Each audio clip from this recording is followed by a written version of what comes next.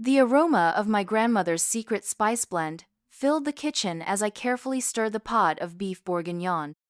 50 years of cooking experience in my hands, and still, my son-in-law Marcus had the audacity to scrunch his nose and reach for his phone.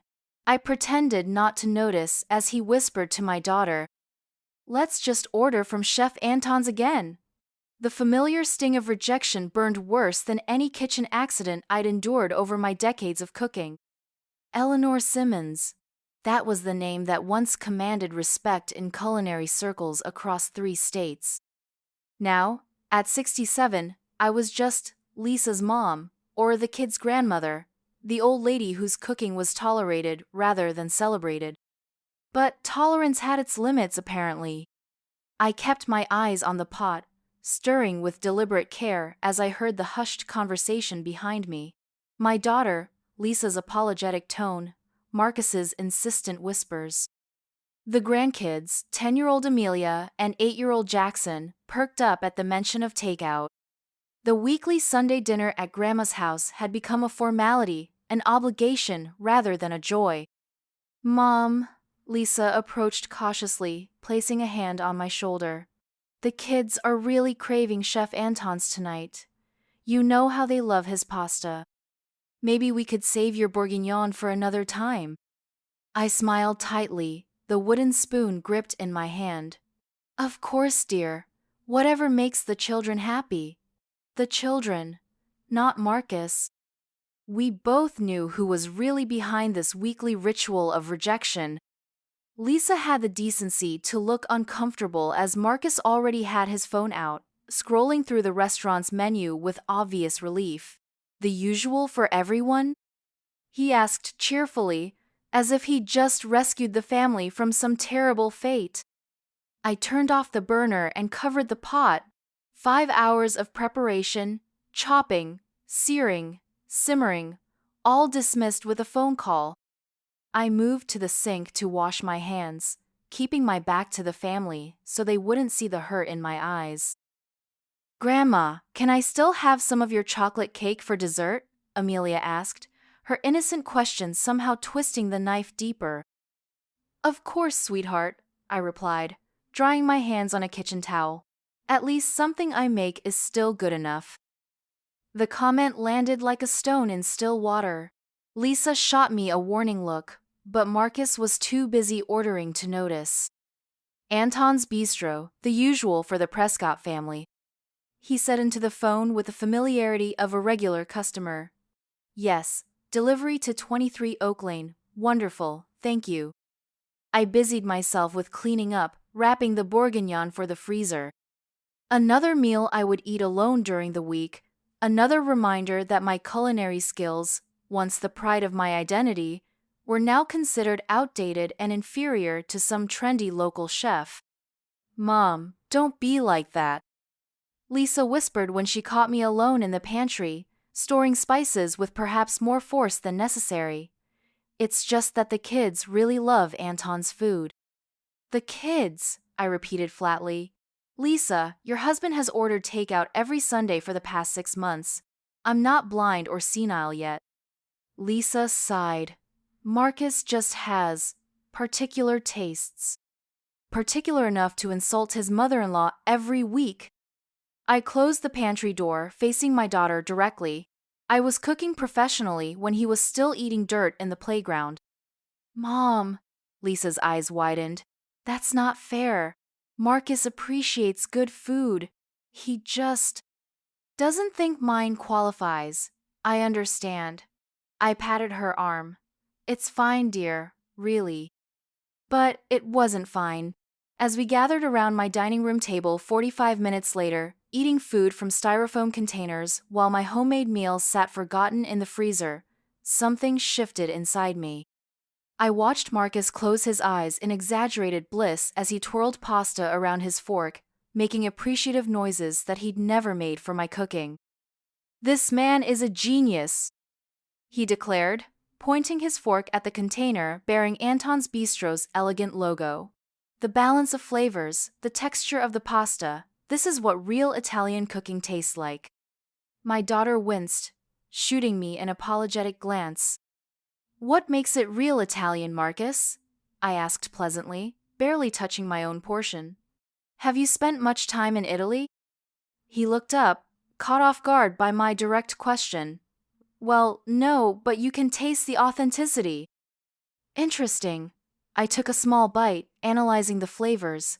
Because this sauce has far too much oregano and not nearly enough basil to be authentic Northern Italian. And the pasta is slightly overcooked. Marcus rolled his eyes, sharing a look with Lisa that clearly said, "Here she goes again." "Mom was a professional chef, remember?" Lisa said quietly. 20 years ago, Marcus replied, not quite under his breath. 35, actually, I corrected.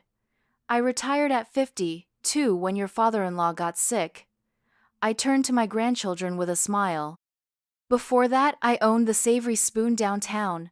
People used to drive 3 hours just to eat my coq au vin. "What's coq au vin?" Jackson asked, giggling at the strange words. "Or we could just order chicken fingers from Anton's," Marcus suggested with a chuckle, earning another warning glance from Lisa.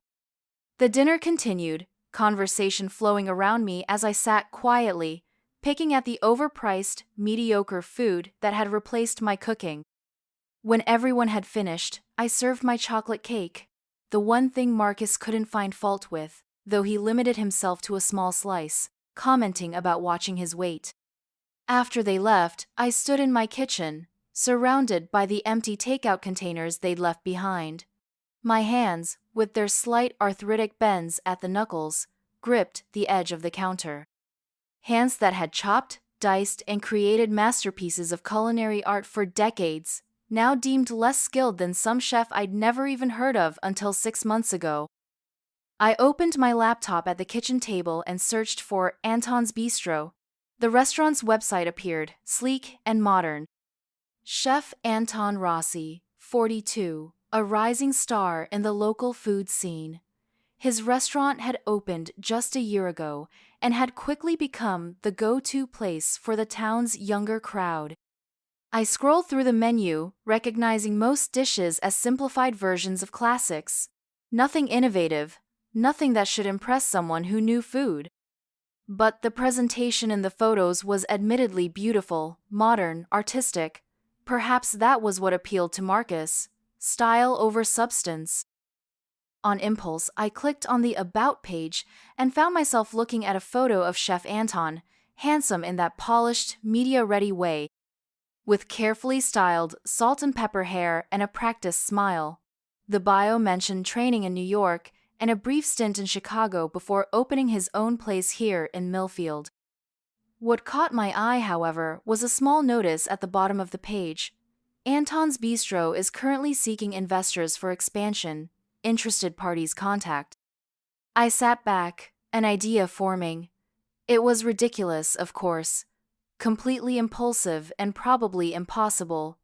I hadn't been involved in the restaurant business for 15 years. But the seed had been planted, and as I cleaned up the kitchen, it continued to grow. The next morning, I called my financial advisor, Martin, who had been handling my investments since Harold passed away 12 years ago. "Eleanor, always good to hear from you. How are things?" "I'm considering a new investment, Martin. Something local." I could hear the surprise in his voice. "Oh? You've always preferred your safe blue-chip stocks and bonds. What's caught your interest?" "A restaurant, Anton's Bistro. Have you heard of it?" "My wife dragged me there last month. Decent food, overpriced. They're looking for investors, if I recall." "That's right. I'd like to know more about the opportunity." Martin cleared his throat. "Eleanor, restaurant investments are extremely risky, especially in this economy. Most new restaurants fail within the first 3 years." "I'm aware of the risks, Martin. I did run a successful restaurant for 20 years. "That was different. You were the chef and owner, controlling the quality and operations. As an investor, you'd be putting money in without much say in how things are run." "Unless I were a majority investor," I said quietly. The silence on the other end lasted several seconds. "Eleanor, How much are you thinking of investing? Whatever it takes. I have my reasons, Martin. Is this personal somehow? I thought of Marcus's smug face as he praised Chef Anton's mediocre pasta. Let's just say I have a particular interest in this establishment. Can you set up a meeting? But promise me you won't make any decisions without thinking them through carefully. I've had plenty of time to think, Martin. 15 years of retirement has given me ample opportunity for reflection. After hanging up, I went to my home office and opened the bottom drawer of my filing cabinet. There, in a folder I hadn't touched in years, were the financial records from the Savory Spoon's final years. We'd sold at a significant profit, and Harold had invested the money wisely. Between that, his life insurance, and my own careful management, I had a substantial nest egg, far more than Lisa or Marcus realized. My fingers traced over the old receipts and reports. The Savory Spoon had been my heart and soul, a dream realized through years of hard work. I'd closed it when Harold's health began to fail, choosing family over career without hesitation, but I'd never lost my passion for food, for the artistry of cooking.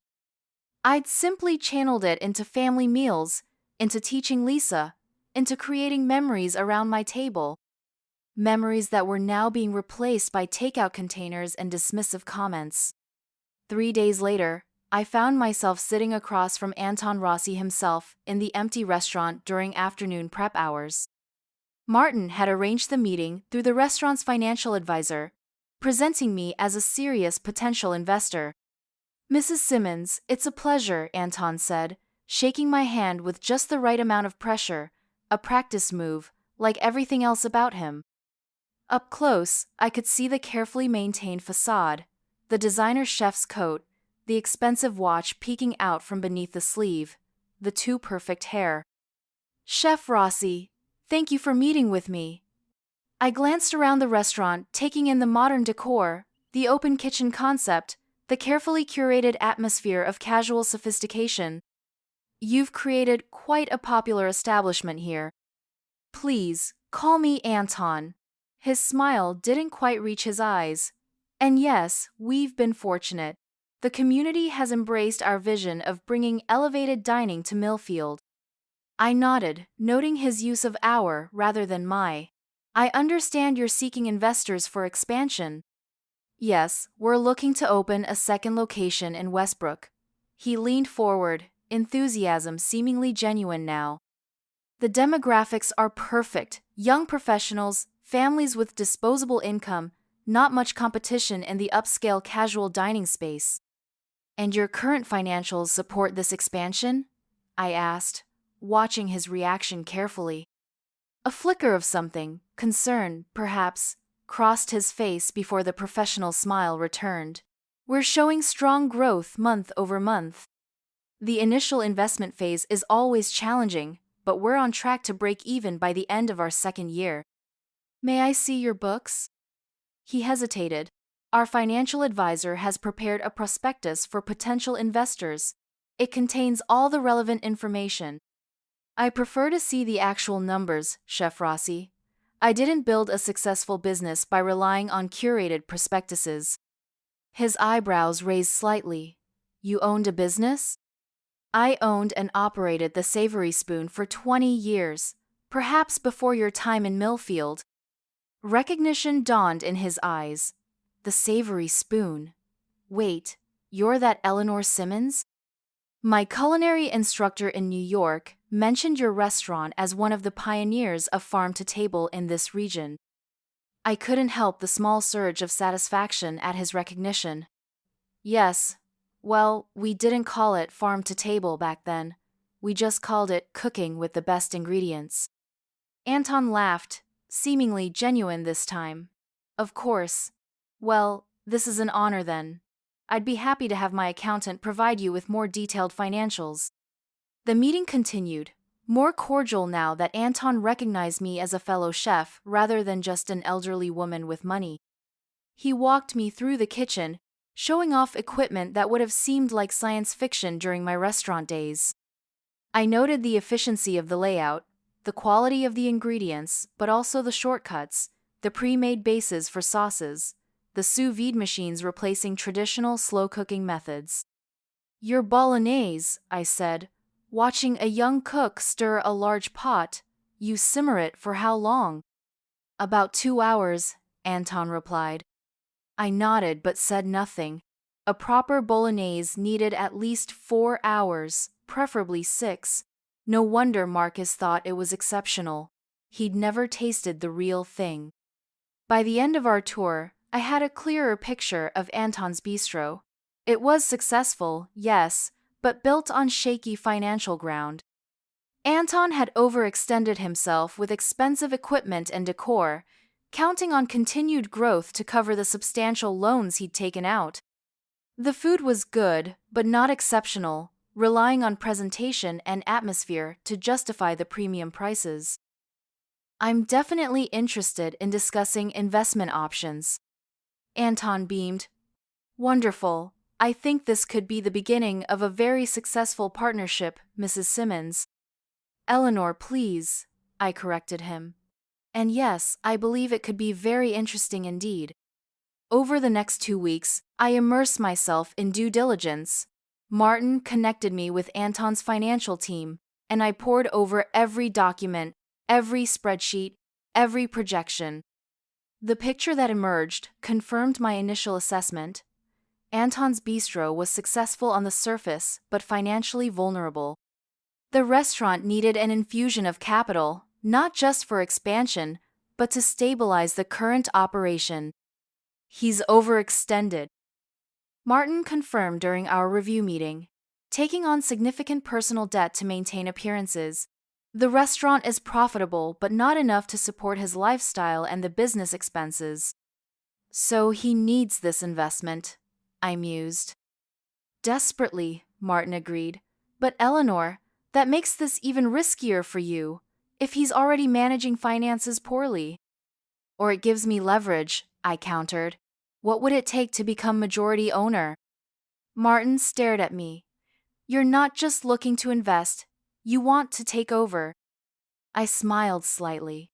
Let's just say I'm interested in having a significant voice in operations. It would take approximately $750,000 based on the current valuation and outstanding debts. That's a substantial portion of your portfolio, Eleanor. But not an impossible amount. I tapped my fingers on the table, thinking. Draft a proposal. Majority ownership in exchange for debt clearance and capital for modest expansion. I want creative control provisions and final say on menu and staffing. Martin's eyes widened. You're serious about this? Completely. May I ask why? The real reason. I thought about how to answer, how to explain the complex emotions driving this decision. The hurt of rejection, yes, but also the rekindled passion for the culinary world I'd left behind. The desire to prove, to myself, as much as to Marcus, that my skills and knowledge still had value. Let's just say I'm not ready to be put out to pasture quite yet, I finally replied. I've spent 15 years being Grandma Eleanor. Maybe it's time to be Chef Simmons again. The following Sunday, I prepared my usual family dinner. This time, I made a simple roast chicken with herbs and lemon, roasted potatoes, and a green salad. Nothing that required hours of preparation or specialized techniques. I learned my lesson about wasting effort. As expected, when the family arrived, Marcus made his usual performance of enjoying the appetizers before suggesting takeout for the main course. I was thinking we could try Anton's new seasonal menu, he said, already reaching for his phone. They've added a truffle risotto that's supposed to be amazing. Actually, I said calmly, I've tried it. It's quite good, though the truffle oil is a bit heavy-handed. All eyes turned to me in surprise. You've been to Anton's? Lisa asked, clearly confused. Several times in the past few weeks. I took a sip of water. In fact, I've been getting to know the operation quite well. Marcus laughed. Checking out the competition, Grandma? Something like that, I smiled. but let's order if that's what everyone wants. Though I think you'll find my chicken is perfectly adequate tonight. Marcus had the grace to look slightly embarrassed as he placed the order. Throughout the meal of delivered food, which arrived lukewarm, I noted with private satisfaction. I observed the family's dynamics with new eyes. Marcus dominated the conversation, positioning himself as a culinary expert despite having no formal training or experience. Lisa deferred to him, occasionally glancing at me apologetically. The children, taking cues from their parents, enthused about Anton's food, while barely touching my homemade dessert. As they were leaving, I pulled Lisa aside. I may have some exciting news to share soon, I told her. A new project I'm working on. A project? What kind of project? You'll see. Just keep next Sunday dinner open. It's going to be special. The following week was a whirlwind of meetings, negotiations, and paperwork. Anton initially balked at the terms Martin and I proposed, but his financial situation left him with few options. By Friday, we had reached an agreement. I would become 60% owner of Anton's bistro, with Anton retaining 40% and continuing as the public face of the restaurant. Behind the scenes, however, I would have final say on menu, staffing, and operations. This feels like a hostile takeover, Anton muttered as we signed the final papers in the attorney's office. Not hostile, I corrected. Strategic. Your restaurant has potential, but it needs experienced management and financial stability. I'm providing both. Along with menu changes you haven't fully disclosed, he pointed out. I smiled. Evolution, Chef Rossi. All good restaurants must evolve. The first change I implemented was subtle but significant, extending cooking times for the signature sauces. The bolognese now simmered for 6 hours instead of 2. The demi-glace received proper attention rather than commercial shortcuts. Small adjustments that would make noticeable differences in flavor and quality. The second change was more personal. I spent Saturday in the kitchen with Anton and his staff, demonstrating techniques, sharing knowledge accumulated over decades of professional cooking. Some of the younger chefs were resistant, others curious. Anton himself oscillated between resentment and reluctant respect as I showed him methods he'd never been taught in culinary school. Your carbonara, I said, watching him prepare the popular dish. You use cream? He nodded defensively. Customers expect a creamy texture. Try it without. Just eggs, pecorino, properly rendered guanciale, and starchy pasta water. Trust me. He did, and the result spoke for itself. Richer, more authentic, with depth of flavor the cream version lacked. Huh, was all he said, but I saw the wheels turning. By Sunday afternoon, everything was in place for my plan. I'd arranged for the family dinner to be at Anton's bistro instead of my home, telling Lisa I wanted to treat everyone to a special meal. What I didn't tell her was that I'd be in the kitchen, not at the table. As they were seated at the best table in the house, I watched from the kitchen doorway. Marcus looked around appreciatively, clearly in his element at his favorite restaurant. The children were on their best behavior, excited by the special occasion. Lisa seemed slightly confused, glancing toward the entrance occasionally, as if expecting me to arrive. Anton greeted them personally, part of our arrangement. The Prescott family, welcome. Mrs. Simmons has arranged a special tasting menu for you this evening. I hope you enjoy the experience. Marcus beamed. We always do, Chef Anton. Your food is the highlight of our week. You're too kind, Anton replied, with a glance toward the kitchen where I stood. Tonight's menu features some classic techniques with modern presentations. I think you'll find it interesting. The first course was my grandmother's recipe for mushroom bisque, a dish I'd made for family dinners multiple times, only to watch Marcus push it aside in favor of Anton's soup. This version, however, was served in elegant cups with a drizzle of truffle oil and microgreens, Anton's presentation with my recipe. I watched as Marcus took his first spoonful, closing his eyes in appreciation. Incredible, he declared. You've outdone yourself, chef. The meal continued. My coq au vin, my beef bourguignon, my pasta carbonara, all dishes Marcus had rejected from my kitchen, now accepted with enthusiasm because they came from Anton's. Each dish was presented beautifully, with Anton's modern flair complementing my traditional techniques. For the final course, my chocolate cake, the one thing Marcus had always praised, was served with a tableside flourish, Anton himself pouring warm chocolate sauce over the top. That was my cue. I stepped out of the kitchen, still wearing a chef's coat with Eleanor embroidered on the chest, and approached their table. That's because it's my recipe, I said quietly, as was every dish you've enjoyed tonight. The look on Marcus's face was worth every penny of my investment. The silence at the table stretched like pulled taffy, sweet with my satisfaction and sticky with Marcus's mortification. His face cycled through emotions, confusion, disbelief, embarrassment, and finally, defensive anger. "Mom?" Lisa's voice broke the tension. "What's going on?"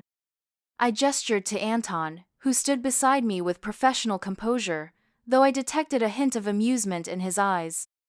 "Perhaps Chef Rossi should explain," I suggested. Anton cleared his throat. "Mrs. Simmons has recently become the majority owner of Anton's Bistro. She's been enhancing our menu with her expertise." "Enhancing?" Marcus found his voice higher pitched than usual.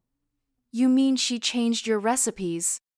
"More accurately," Anton replied with diplomatic precision, "she's elevated them, or in some cases replaced them entirely with superior versions." My grandchildren looked between the adults, sensing drama but not understanding its source. Amelia, always perceptive, reached for my hand. "Does this mean you own the restaurant now, Grandma?" "I own 60% of it, sweetheart." I squeezed her hand. "Chef Rossi and I are partners." Marcus's face flushed dark red. This is some kind of setup." "You, deliberately." "Served you excellent food?" I finished for him. "Yes, guilty as charged.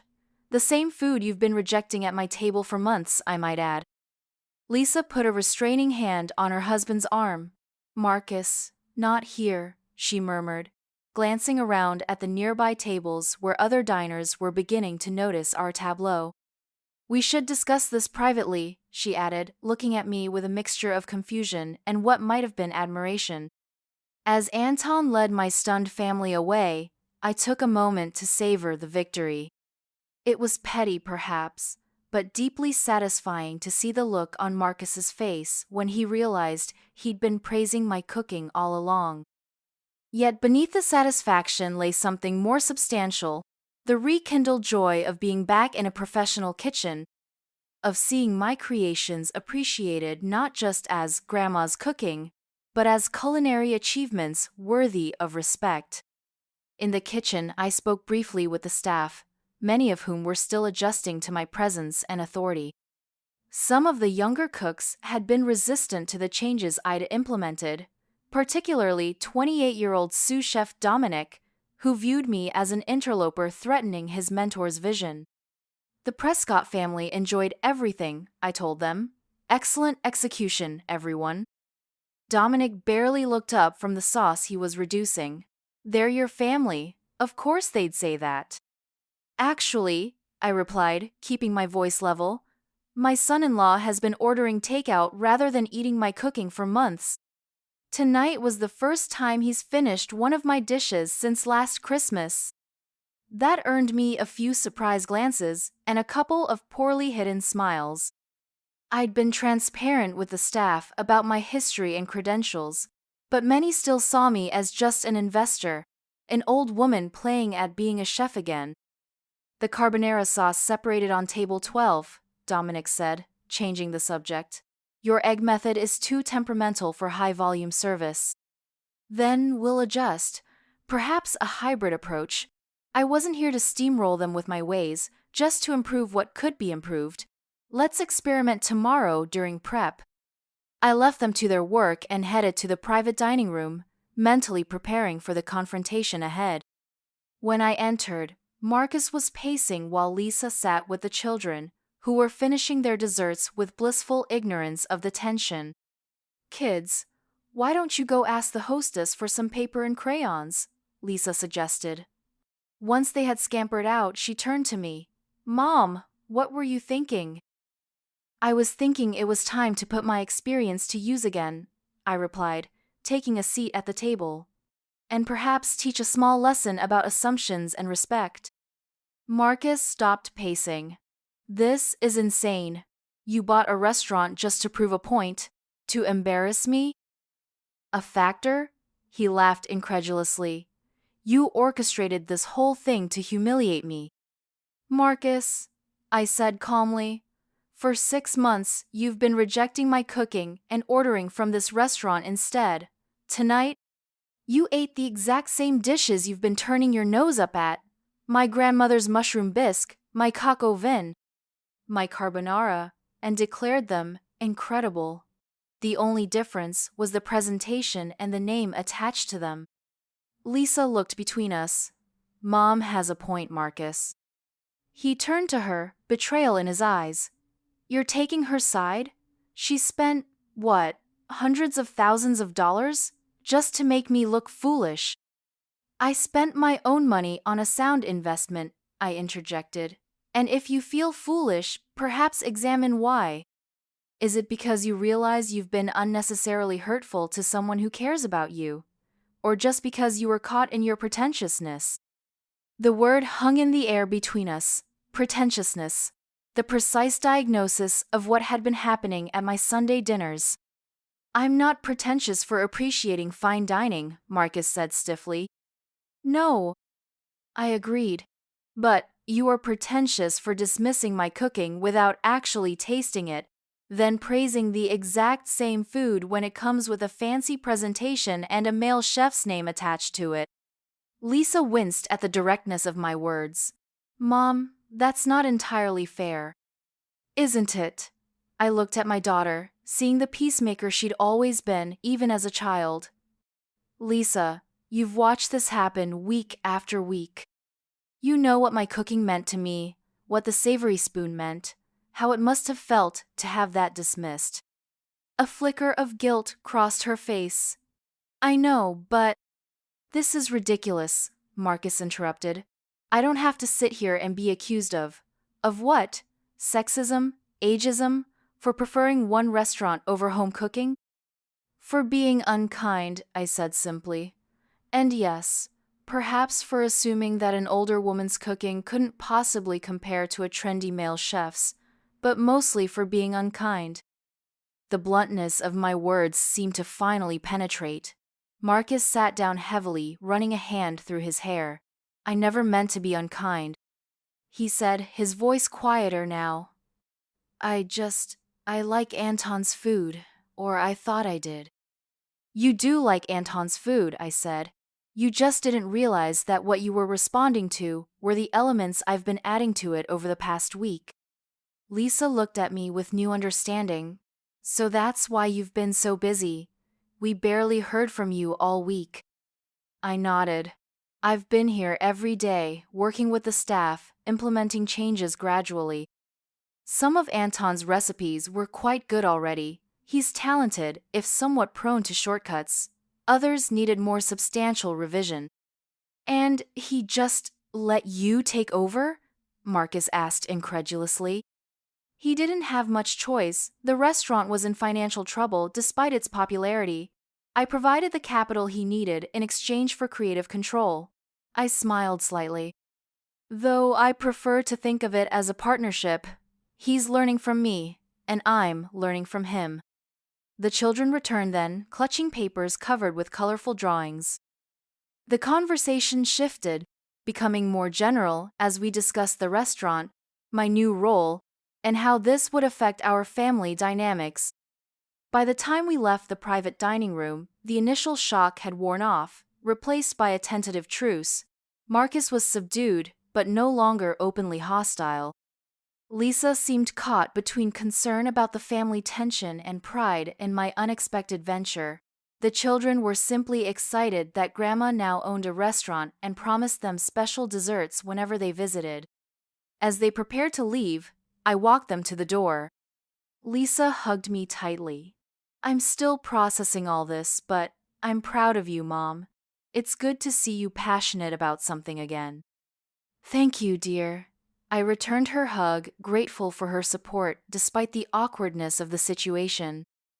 Marcus hung back, clearly uncomfortable, but making an effort. "The food really was excellent," he admitted grudgingly. "Better than before." "High praise indeed," I replied with a small smile. "Perhaps next Sunday we could have dinner at my house again. I promise the presentation won't be quite as elaborate, but the food will be just as good." He nodded stiffly. "Sure, that would be nice." After they left, I returned to the kitchen, where the dinner service was winding down. Anton was expediting the last few orders, looking tired, but satisfied with the evening's service. "Your family drama aside, we had our best Sunday night in months," he told me as I joined him at the pass. 3 tables specifically mentioned how much better the carbonara was. "Without cream," I reminded him with a smile. He rolled his eyes but conceded the point. "Without cream, though I still think the presentation needs work." "That's your department. I'm here for the flavor." We worked side by side for the remainder of service, an unlikely pair finding our rhythm. Anton was younger than my own children, with a modern approach to cuisine that sometimes clashed with my traditional techniques.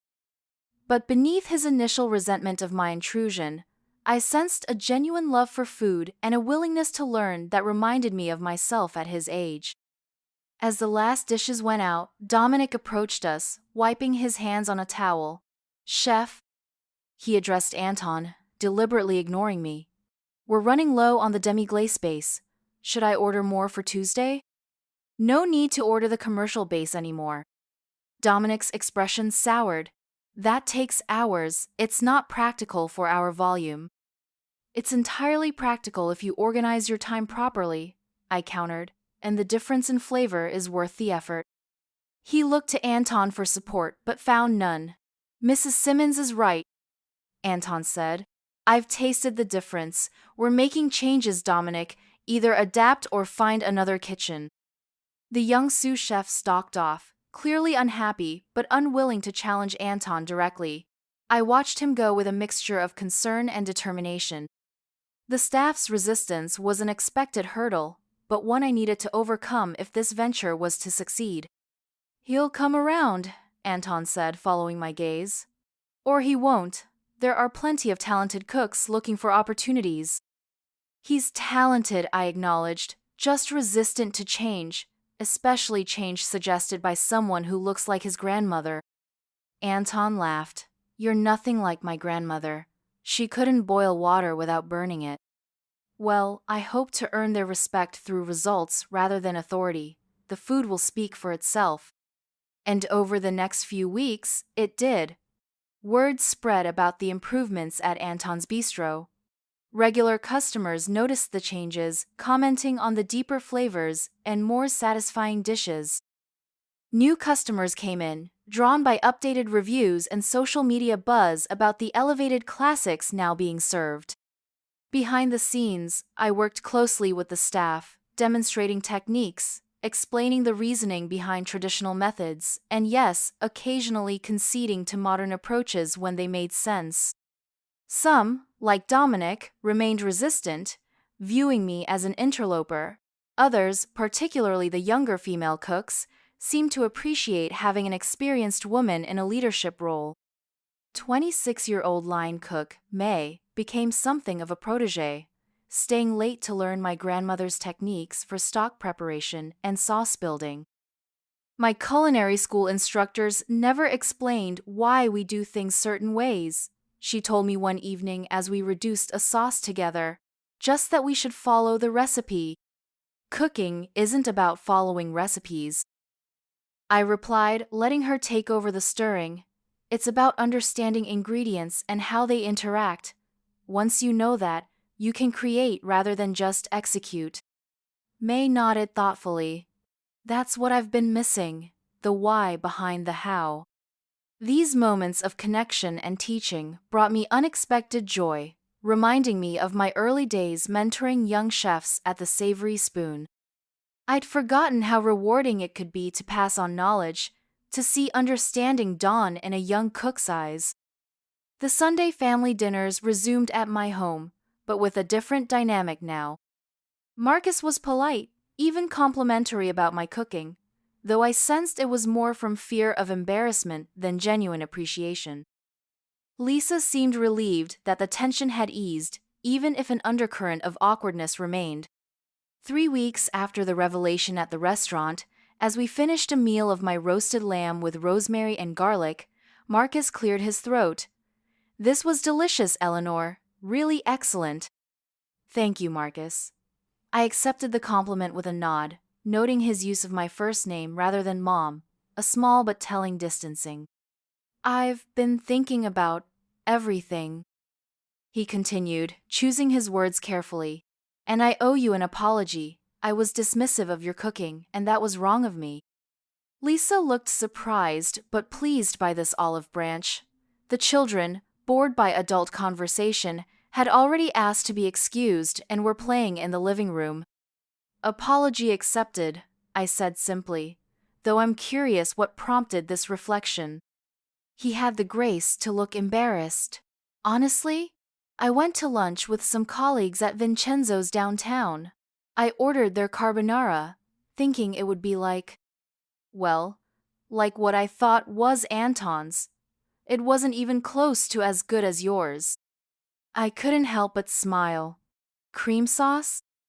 "Definitely cream sauce, and too much garlic. It made me realize I don't actually know as much about authentic Italian food as I thought I did." It was as close to a genuine admission of pretentiousness as I was likely to get from Marcus, and I appreciated the effort it must have taken. "Few people do," I said, softening my tone. "Even many Italian restaurants in America serve adapted versions of traditional dishes. It's not about authenticity so much as quality and care in preparation." "Well, I'm learning that now." He hesitated, then added, "Lisa mentioned you might be looking for help with the business side of the restaurant. Accounting, marketing, that sort of thing." This was news to me. I glanced at my daughter, who gave me an encouraging nod. "Marcus has been wanting to leave corporate accounting," she explained.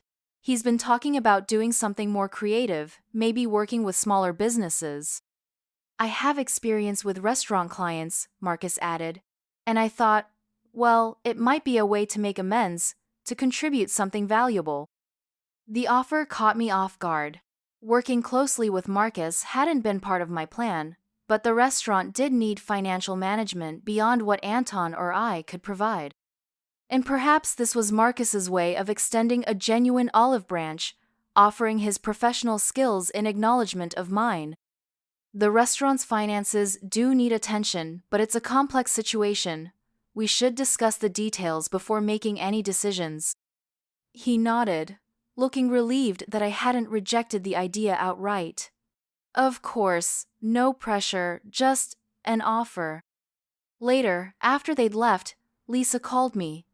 "What do you think about Marcus's offer?" she asked, without preamble.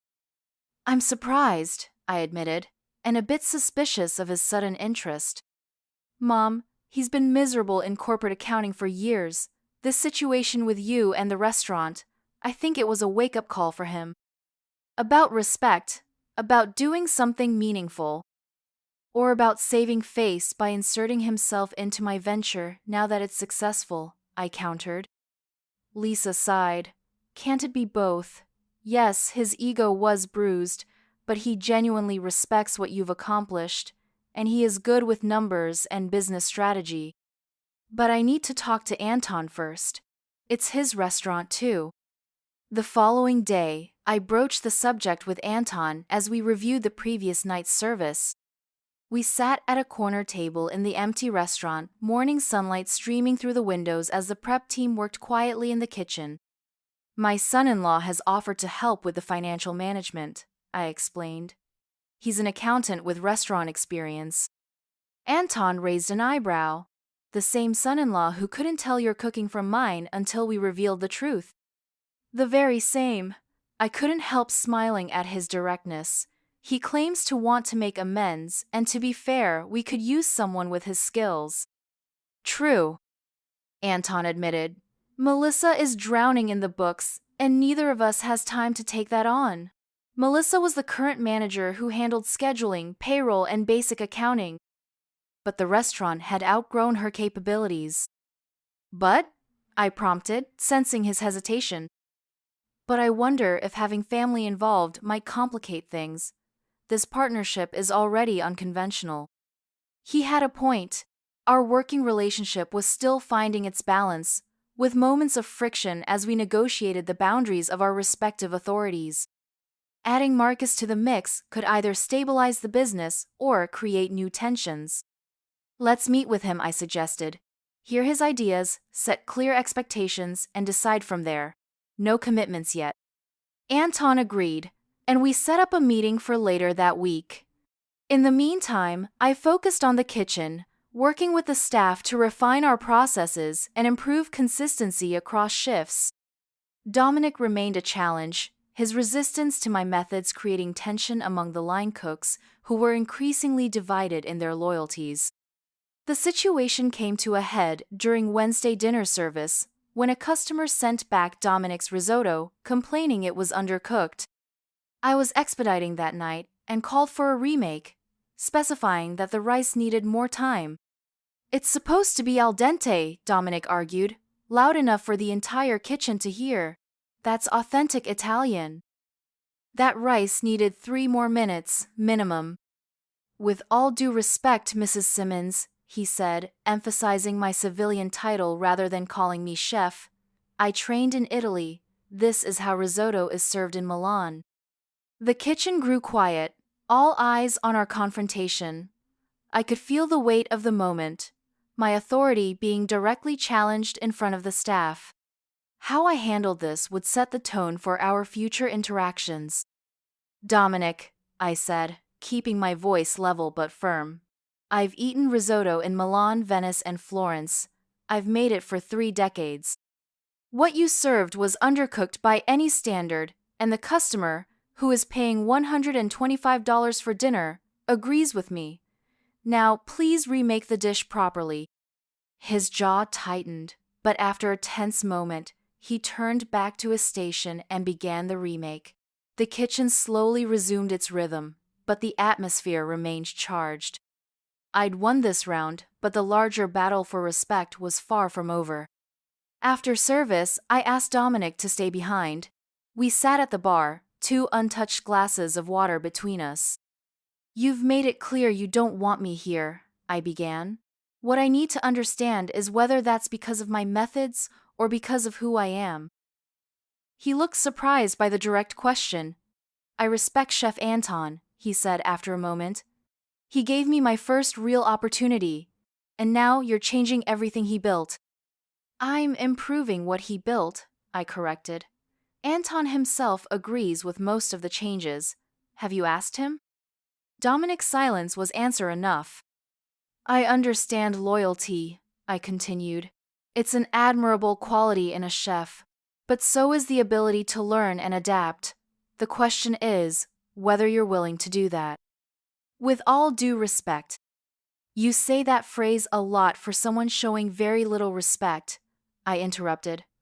I have 45 years of professional cooking experience. I've owned 2 successful restaurants. I've trained dozens of chefs who went on to run their own kitchens. What exactly about that resume suggests I don't deserve your professional respect? He had the grace to look slightly abashed. It's not about your experience. It's about your approach.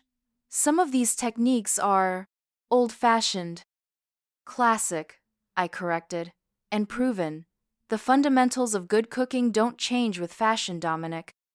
Trends come and go, but proper stock making, sauce building, understanding of flavor development, these are timeless. I could see him wrestling with his pride, with a challenge to his assumptions about what constituted modern, relevant cooking, and perhaps with his preconceptions about what an older woman could contribute to a contemporary kitchen. I'm not asking you to abandon what you've learned, I said, softening my tone. I'm asking you to add to it, to be open to techniques that might seem old-fashioned but produce superior results. Can you do that? He was quiet for a long moment before responding. I can try. It wasn't wholehearted enthusiasm, but it was a start. As he left, I remained at the bar, contemplating the complex dynamics at play in this kitchen I'd inserted myself into. The challenge wasn't just about cooking techniques or menu items, it was about bridging generations, about earning respect not through authority but through demonstrated value. My phone buzzed with a text from Lisa. Marcus is putting together some ideas for the restaurant. He's actually excited. Haven't seen him like this in years. I smiled despite myself. Perhaps this unexpected venture would heal more than just my wounded pride. Perhaps it would create new connections, new understanding across the generational divides in my family and in this kitchen. Tomorrow, Marcus would present his ideas. Dominic would either begin to accept my guidance or continue his resistance. Anton and I would navigate our evolving partnership.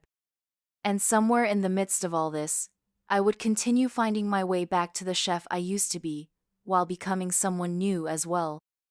The risotto incident had made one thing clear. This wasn't just about proving Marcus wrong anymore. It had become about reclaiming a part of myself I'd set aside 15 years ago. About showing that experience and age weren't liabilities but assets. About creating something meaningful in this chapter of my life when society often expected women like me to quietly fade into the background.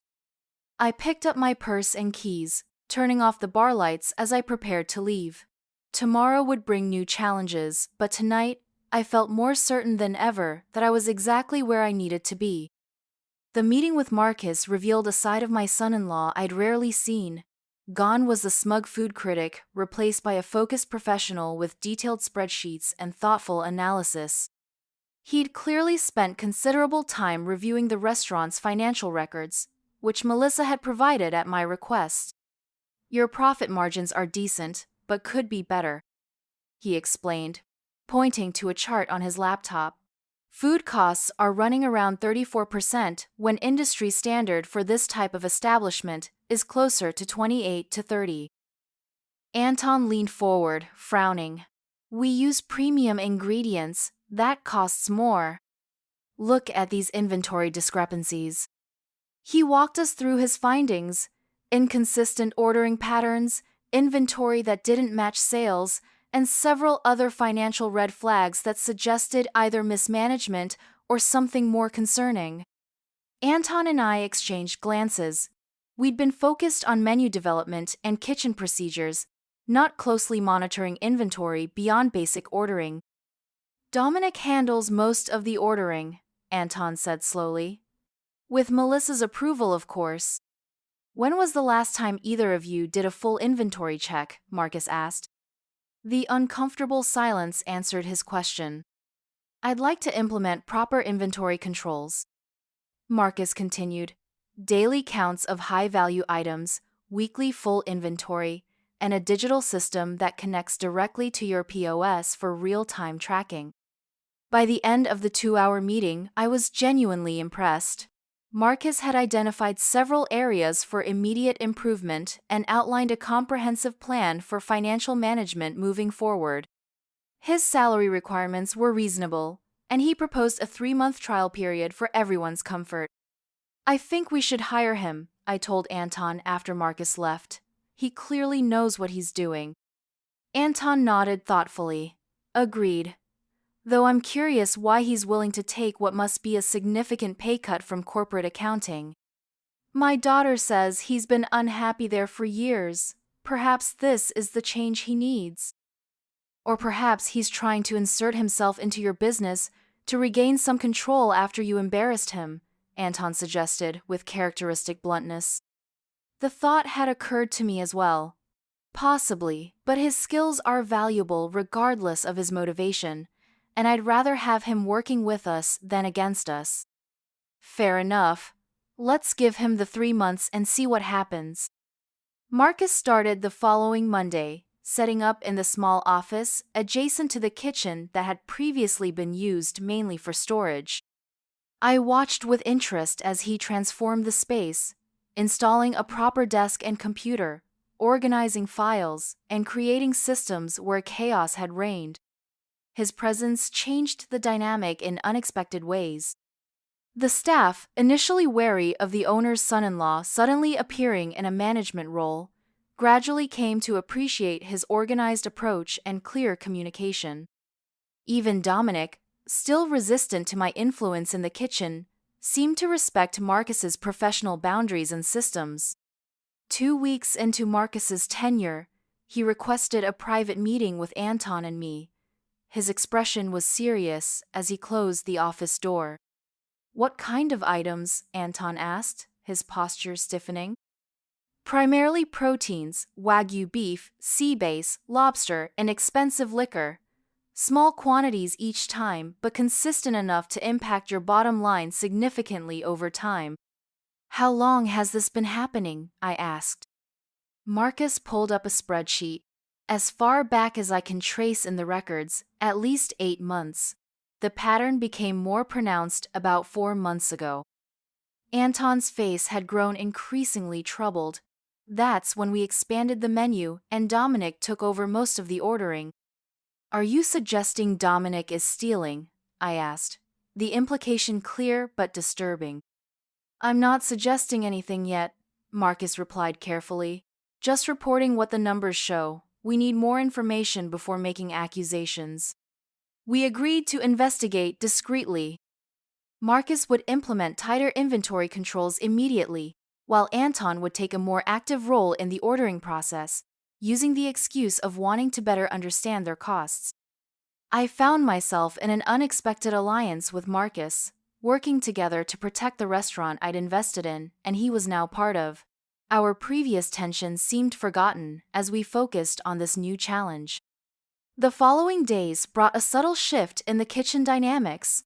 With Anton now reviewing all orders and Marcus implementing daily inventory counts, Dominic became increasingly defensive.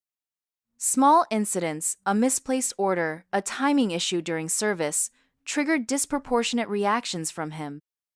"He knows we're watching," Marcus murmured to me one evening as we observed Dominic arguing with May about a plate presentation.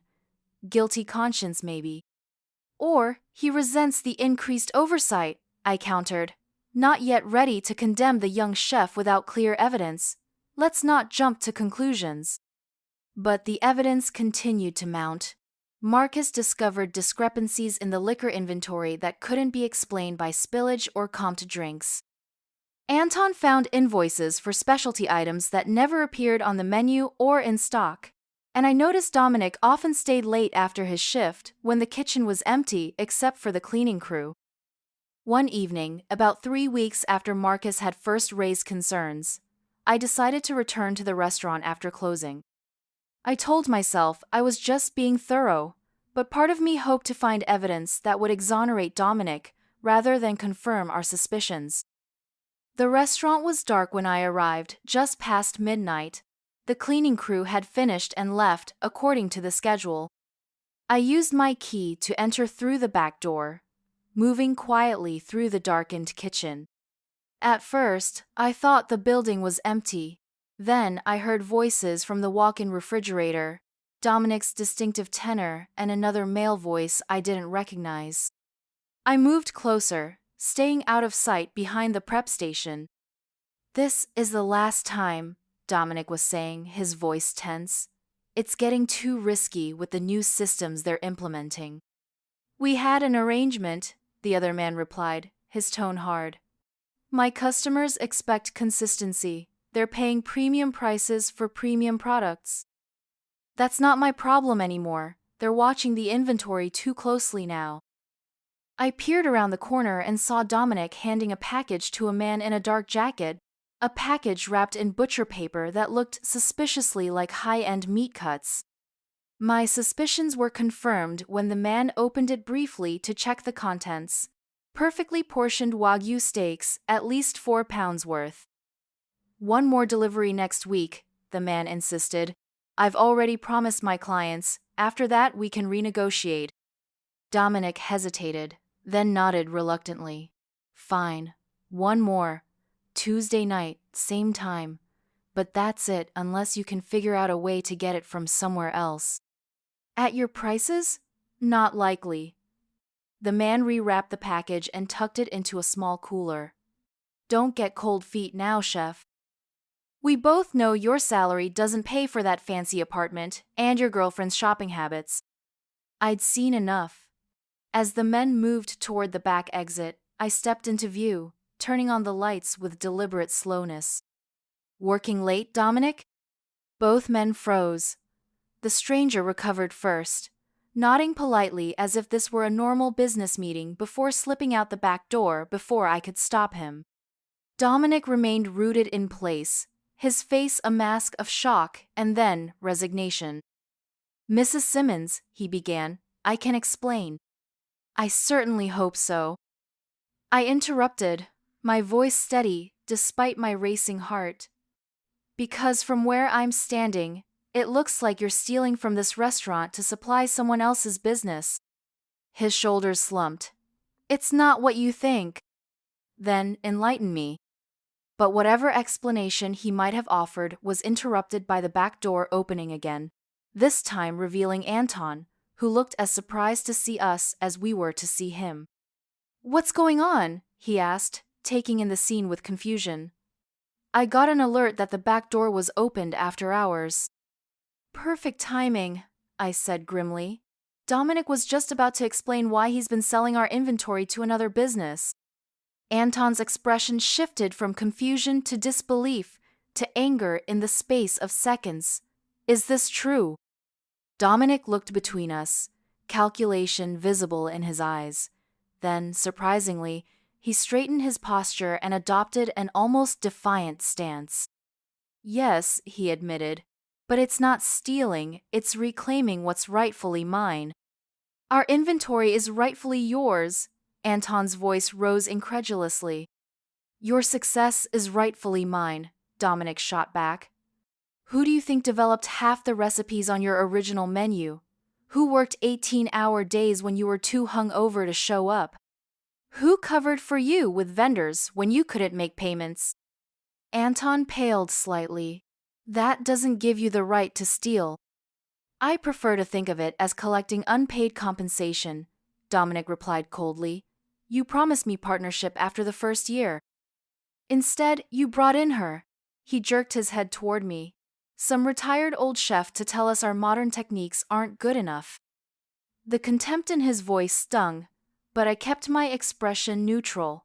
This wasn't about me, it was about the deeper issues between Anton and his once trusted sous chef. We should continue this conversation in the morning, I suggested, sensing that emotions were too high for productive discussion. When we're all calmer. Dominic laughed, a harsh sound without humor. Fire me? Go ahead. But first, let's talk about what happens when I tell the local restaurant critics about how the great chef Anton Rossi hasn't actually created an original recipe in months. How all the improvements everyone's praising came from Mrs. Simmons here while you took the credit. Anton flinched visibly. That's not true. We're partners. We've been transparent about Eleanor's involvement. Have you? Because I've read the recent reviews. They all praise Chef Anton's new direction and Rossi's return to fundamentals. I don't see Mrs. Simmons mentioned anywhere. He was right, I realized with a jolt. While we'd been clear with the staff about my role, we hadn't made any public announcements about the change in ownership or creative direction. Anton had continued to be the face of the restaurant, accepting compliments and interviews without mentioning my contributions. Is that true, Anton? I asked quietly. Anton couldn't meet my eyes. The marketing has continued as before. We never discussed changing it. Convenient, Dominic smirked. So you get the credit while the old lady does the work behind the scenes. Dominic shrugged, seemingly unconcerned by the threat. We'll see who comes out worse in that exchange. He turned to leave, then paused. Oh, and good luck with service tomorrow. I was scheduled to open. After he left, Anton and I stood in uncomfortable silence. The revelation of Dominic's theft had been quickly overshadowed by the more personal betrayal I was feeling. Is what he said true? I finally asked. Have you been taking credit for my menu changes? Anton ran a hand through his hair, looking genuinely distressed. Not intentionally, but I haven't corrected assumptions either. The press calls. They ask about the new direction, and I talk about what we're doing. I just never specified whose ideas they were. I see. My voice was calm, but inside I felt a familiar disappointment. The same I'd felt watching Marcus praise Anton's food while rejecting mine. Once again, my work was being appreciated only when attributed to someone else. Eleanor, I'm sorry, I didn't think. That's clear. I interrupted. We'll discuss this tomorrow as well. For now, we need to deal with the immediate problem, finding someone to cover Dominic's shift in the morning. We worked out a temporary solution, with Anton agreeing to come in early and me adjusting my schedule to provide additional coverage. The conversation about credit and recognition would have to wait. When I finally arrived home at nearly 2 in the morning, I was surprised to find Lisa waiting in my living room. Mom, I've been calling you for hours. She jumped up from the sofa, her expression a mixture of relief and concern. My phone was on silent. What's wrong? Marcus got a call from Anton about some emergency at the restaurant. He left in a rush and wouldn't tell me what was happening. I've been worried sick. I sighed, suddenly feeling every one of my 67 years. There was an incident with Dominic, the sous chef. We caught him stealing inventory. Lisa's eyes widened. Stealing? Is that why Marcus went in? I don't know. Anton and I handled it. Marcus wasn't there.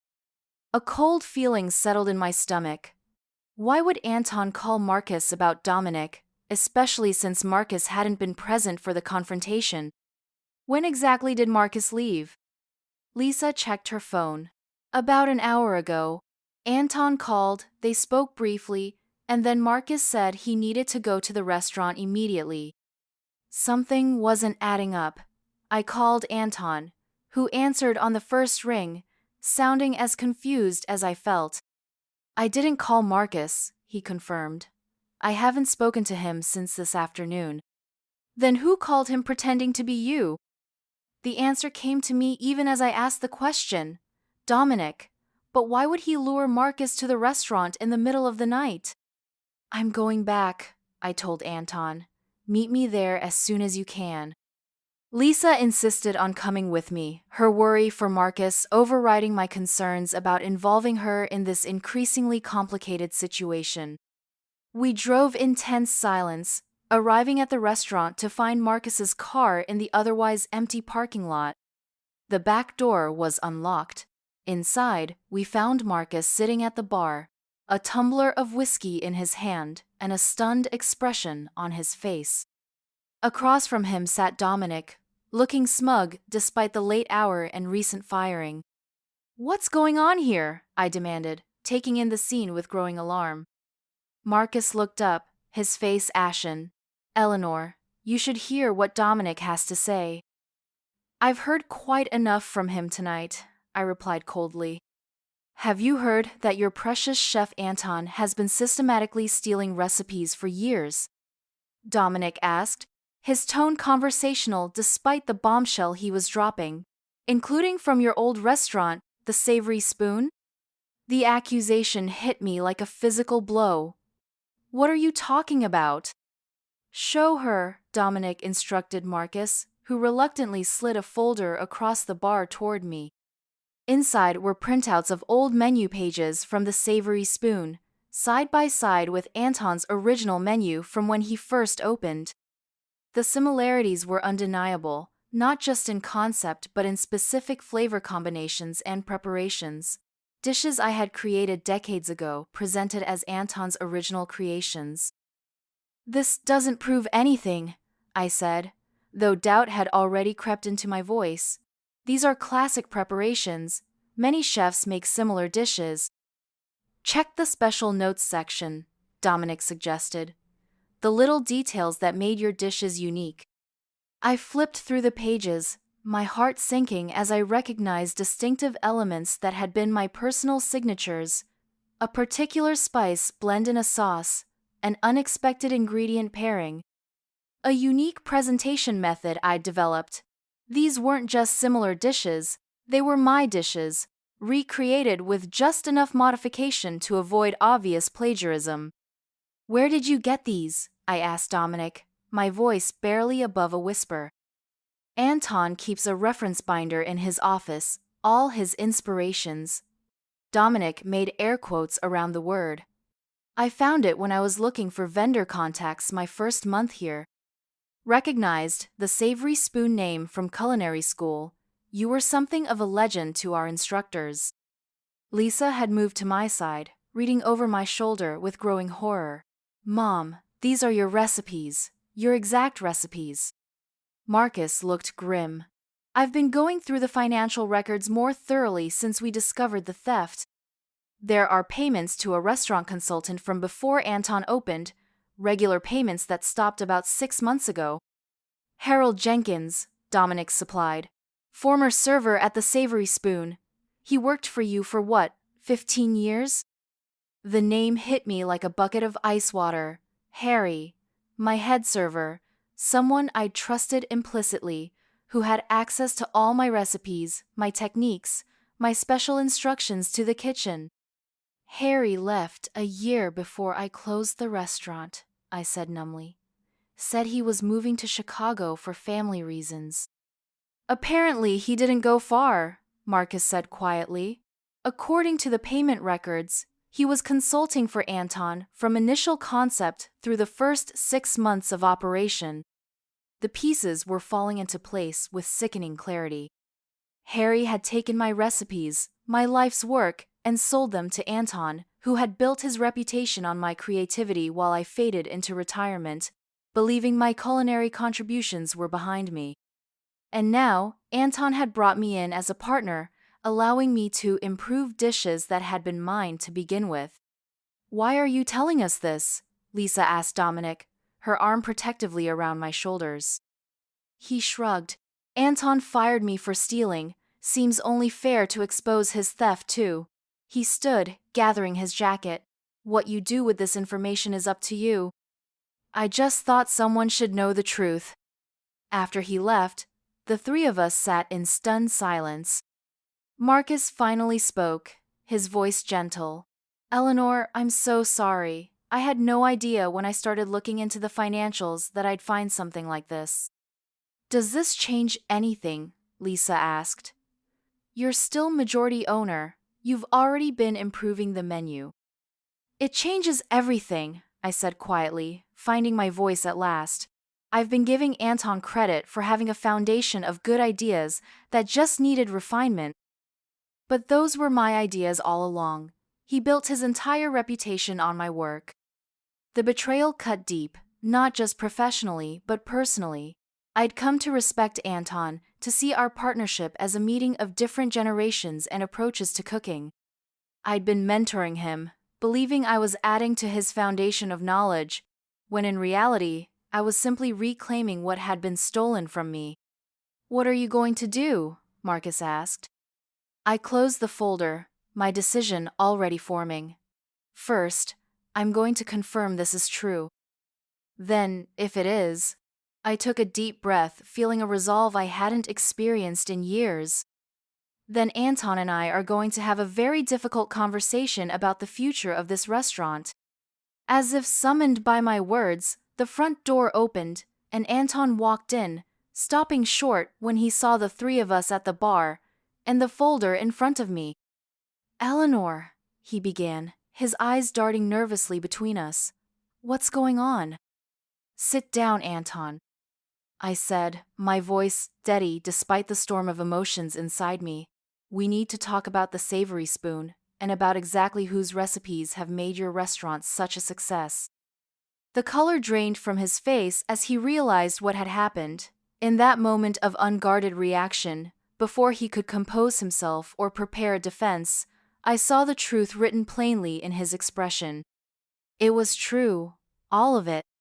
And now, after decades of letting others take credit for my work, first my husband during the Savory Spoon's early years when female chefs weren't taken seriously, then accepting my quiet retirement when I closed the restaurant, and finally watching my family dismiss my cooking in favor of a younger male chef, I was done being silent. "Sit down," I repeated, pulling out a bar stool. "It's time for you to explain yourself, and this time, I want the whole truth." Anton sat heavily on the bar stool, his usual confident demeanor crumbling under the weight of exposure. He glanced at the folder, then at me, then down at his hands. "It wasn't supposed to happen like this," he finally said, his voice barely audible. "How was it supposed to happen?" I asked, keeping my tone level despite the anger and hurt churning inside me. "I invest in your restaurant, improve your recipes, and never discover they were actually mine to begin with?" He winced. "I didn't know you would become involved. When Harry approached me with your recipes years ago, you were retired. The Savory Spoon was closed. I never thought our paths would cross." "That doesn't make it right," Lisa interjected, her protective instincts flaring. "You stole my mother's life's work." Anton ran a hand through his hair, disheveled now from the late hour and stress. "I didn't steal them. I paid for them." "Paying a disgruntled employee for stolen intellectual property doesn't make it legitimate," Marcus pointed out coldly. "It makes it conspiracy." "I was 28 years old with no money and no reputation," Anton said, a defensive edge creeping into his voice. "Do you know how impossible it is to open a restaurant in this town without connections or family backing? Harry offered me a shortcut, proven recipes from a restaurant that no longer existed." "My restaurant," I reminded him. "My recipes, my techniques that I spent decades perfecting." "Yes," he finally met my eyes. "Your recipes, and they're brilliant. That's why they worked so well, why the restaurant succeeded when so many others fail."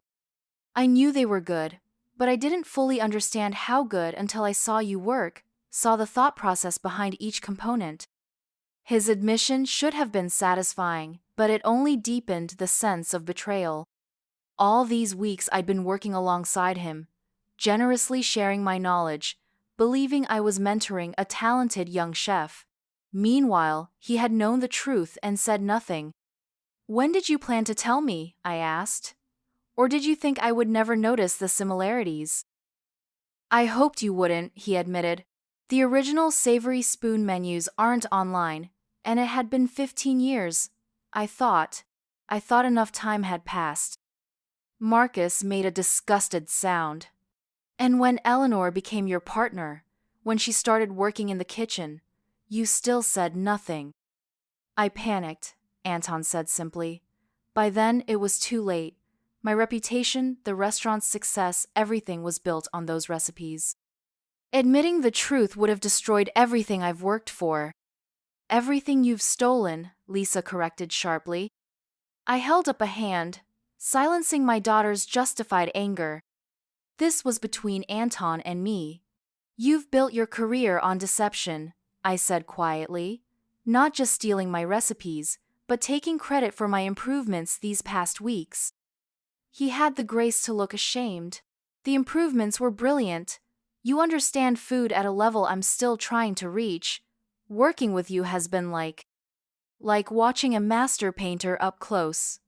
I've learned more in these weeks than in years of culinary school." "Flattery won't help you now," Marcus said. But I was watching Anton carefully, seeing beyond the charming facade to the desperate young chef who had taken an unethical shortcut, then found himself trapped in a web of his own making. Not excusable, but perhaps understandable in a ruthlessly competitive industry that favored youth and novelty over experience and tradition. "What did Harry tell you about me?" I asked, curious despite myself. Anton seemed surprised by the question. "That you were retiring, closing the restaurant because your husband was ill.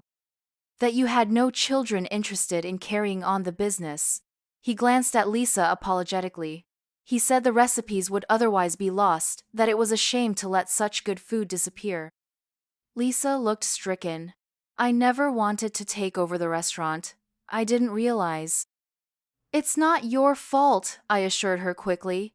"The savory spoon was my dream, not yours. And Harry had no right to make that decision for any of us." I turned back to Anton.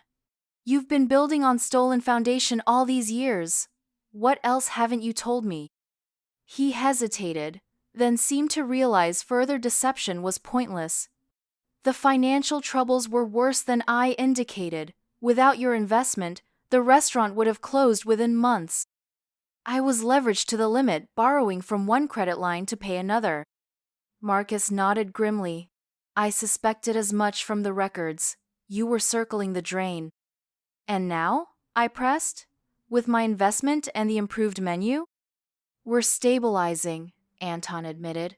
"The reviews are better than ever. Reservations are up 30%, and food costs are down thanks to your more efficient techniques." My techniques, my recipes, my money. I let the words hang in the air between us. "So what exactly have you contributed to this partnership, Anton?" The question seemed to hit him like a physical blow. He opened his mouth, then closed it again, struggling to formulate an answer that wouldn't sound pathetically inadequate. "My name," he finally said, his voice small. "My reputation in the current market. The connection with younger diners who wouldn't have tried a restaurant run by." He trailed off, realizing too late where his sentence was heading. "By someone my age?" I finished for him.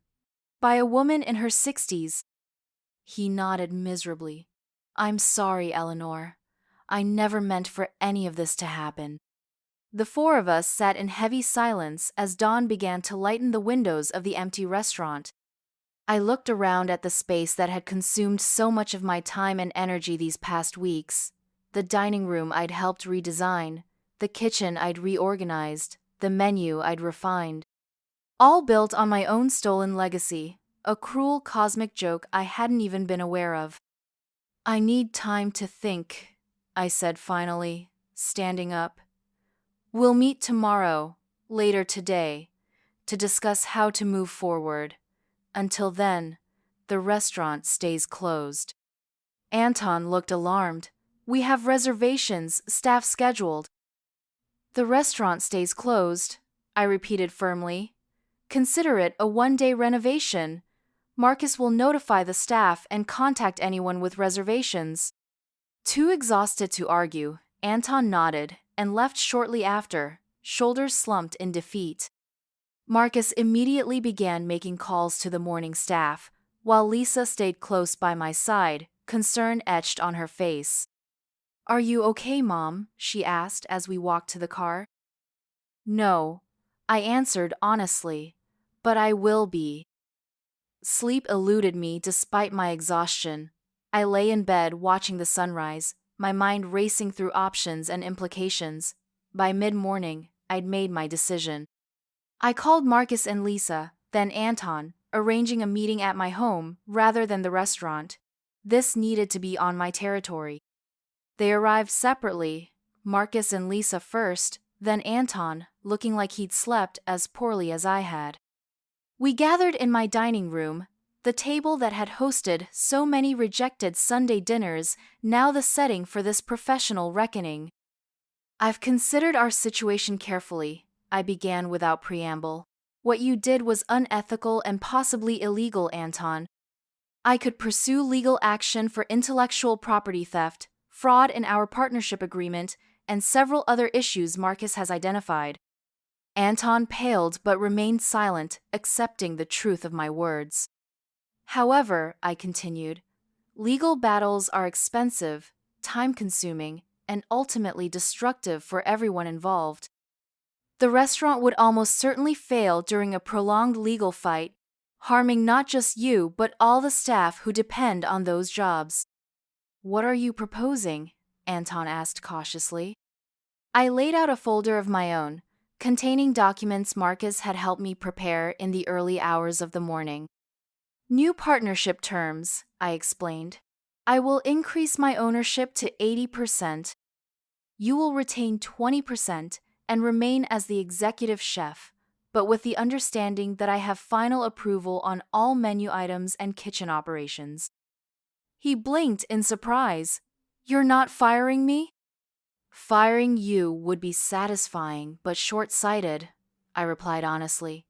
Despite everything, you are talented. You have technical skills I respect, and a connection with younger diners that I can't replicate.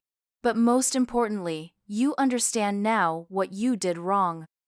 I do, he said quietly. More than you know. Additionally, I continued, we will rebrand the restaurant. No more Anton's Bistro.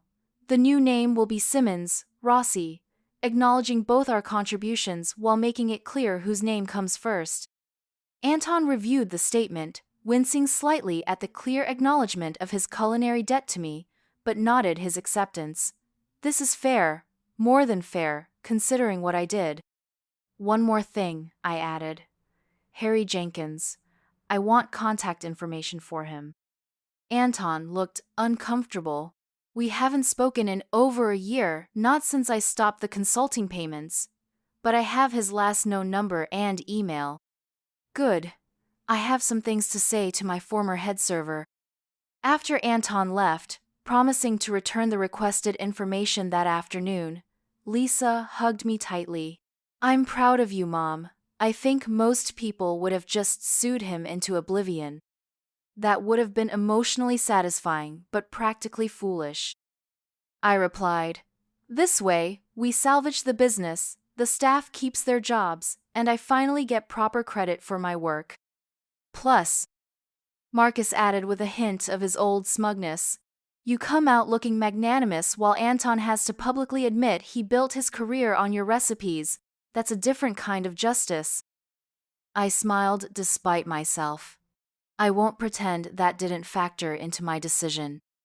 The next 2 weeks were a whirlwind of activity.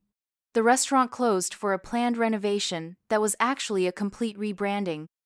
New signage, new menus, new staff uniforms, all now bearing the Simmons Rossi name.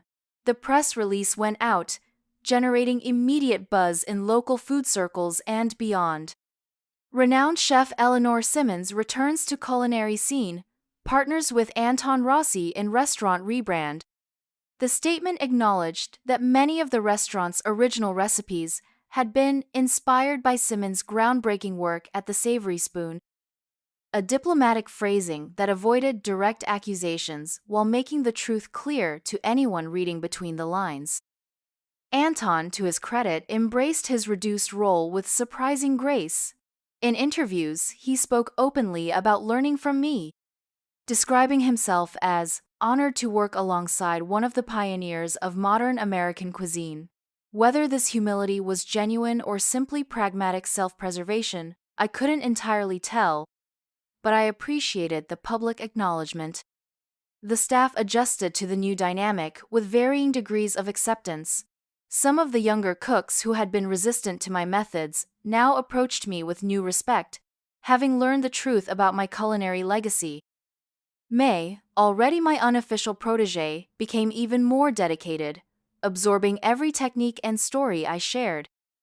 I can't believe I get to learn from the Eleanor Simmons, she told me one day as we prepared stock together.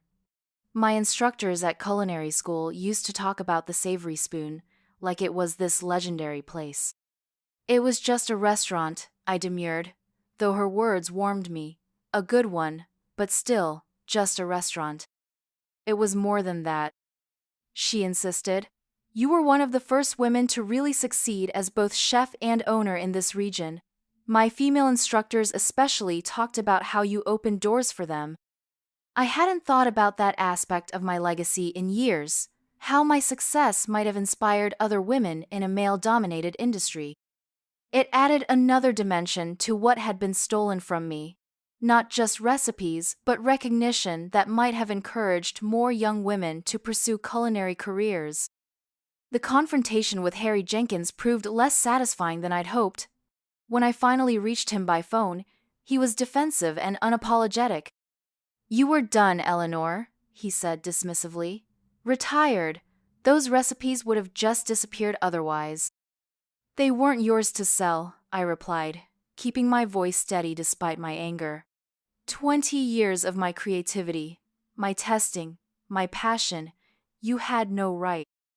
"And what are you going to do about it now?" he challenged.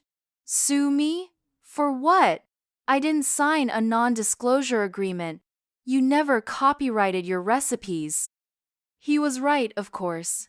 In the restaurant world of my generation, formal protections for intellectual property were rare. We operated on professional ethics and mutual respect, concepts Harry clearly didn't value. "I'm not going to sue you," I told him. "I just wanted you to know that I discovered what you did, and that despite your betrayal, I've reclaimed what's mine. The recipes you thought would disappear are now being properly credited to me, and a new generation of chefs is learning from them." His dismissive snort was the last thing I heard before ending the call. Some closure, I realized, would have to come from within, rather than from the satisfaction of seeing remorse from those who had wronged me. The Sunday before our grand reopening, I hosted the family dinner as usual.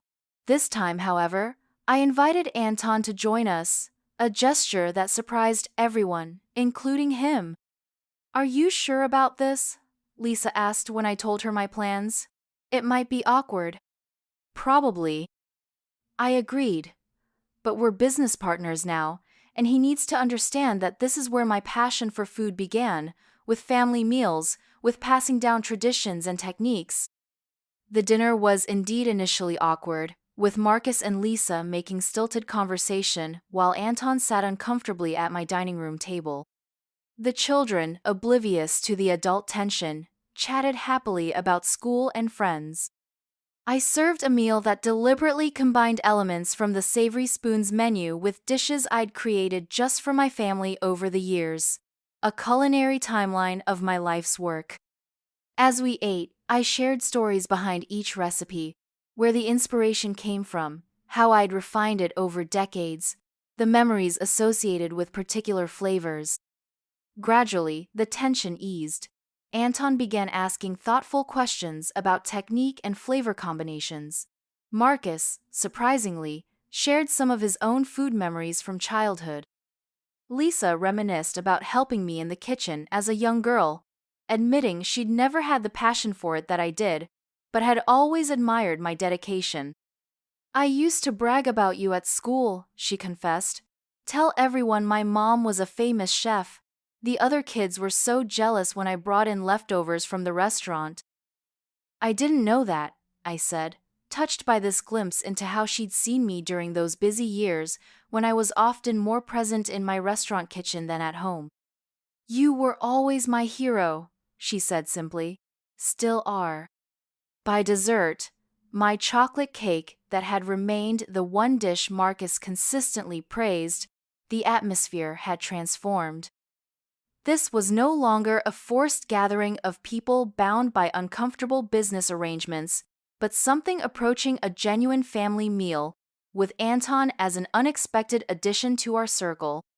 As he helped clear dishes afterward, Anton spoke quietly to me in the kitchen. "Thank you for including me tonight. I understand better now." "Understand what?" He gestured toward the dining room, where Lisa was laughing at something Marcus had said. "This is what I was missing in my cooking, connection." It was perhaps the most insightful thing he'd said since I'd known him. A glimpse of the chef he could become if he moved beyond shortcuts and deception to find his own culinary voice. The grand reopening of Simmons, Rossi exceeded all expectations. Local food critics turned out in force, along with former regular customers from the savory spoon days who had heard about my return to the culinary scene. The dining room was filled with excited conversation, camera flashes, and appreciative murmurs as each course arrived. I spent part of the evening in the kitchen, working alongside Anton and the staff to ensure every dish met our standards.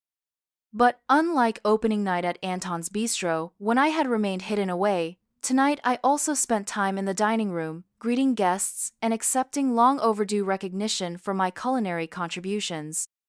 Chef Simmons called a food writer I recognized from the local magazine. "How does it feel to be back after 15 years? "Like coming home," I replied honestly. "Cooking has always been my passion, and sharing that with a new generation of diners and chefs is deeply satisfying." Another reporter asked about the unusual partnership with Anton, clearly fishing for hints of the drama behind our rebranding. I chose my words carefully. Chef Rossi and I represent different generations and approaches to cooking. By combining my classical techniques and experience with his contemporary presentations and energy, we've created something neither of us could have achieved alone. It was diplomatic but true. Despite the painful revelations and betrayal, I had to acknowledge that Anton brought valuable elements to our partnership.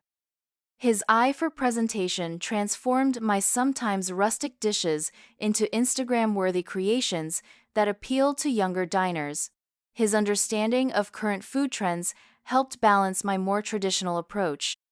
As the evening progressed, I found myself at a table with my family, Lisa, Marcus, and the grandchildren, who had been allowed to stay up late for this special occasion.